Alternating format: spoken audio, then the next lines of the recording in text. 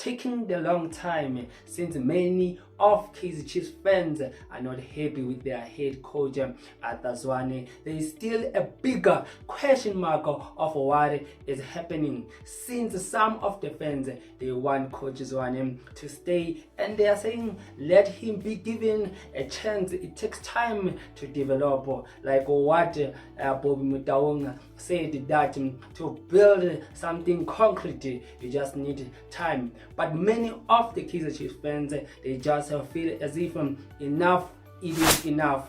Zwane must just go and get another head coach who will do things and make things happen at Chiefs. So we don't know what will happen. We are still keen to see what the Kaizer Chiefs management will decide upon their head coach. So let's talk Nabi. History-making young African coach Nasredine Nabi could be handed the reins at Kaizer Chiefs.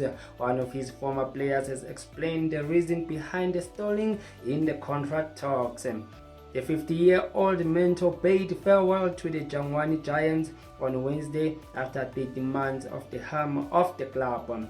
Chairman Nasredine Nabi, nicknamed Professor, even took to the streets of Dar es Salaam late on Wednesday to wave goodbye to the club's ardent fans. He also got his final haircut in his beloved Dar as he packs his bags for the next destination as expected. It was a rousing welcome he got, with news slowly flattering that he was on his way out.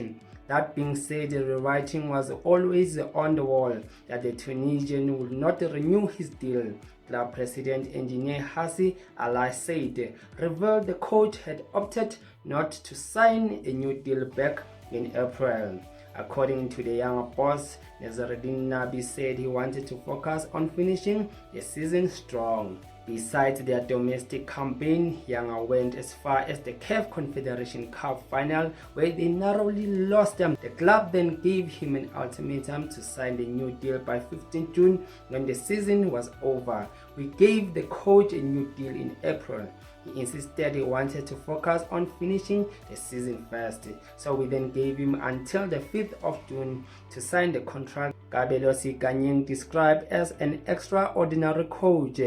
The Corriba mentor was Jose Mourinho's assistant during his spell at Manchester United. Of course, Amakosi are said to be leaning towards Nabi, and those close to him have revealed he is eager to take up the challenge in the DStv Premiership.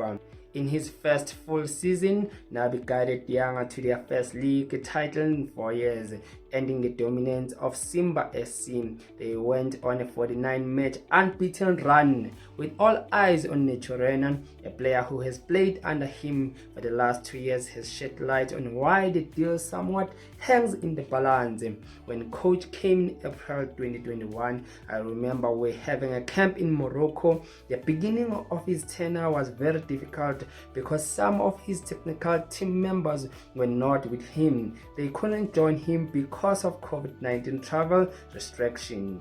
The camp felt like a holiday. The physical aspect of preparation wasn't taken care of. We struggled for quite a while, but things started getting better once the rest of the technical team members joined us. Once they hit top gear, it was all system go as they wrote history in African football by becoming among the top 5 teams in the continent to hold a long league unbeaten run.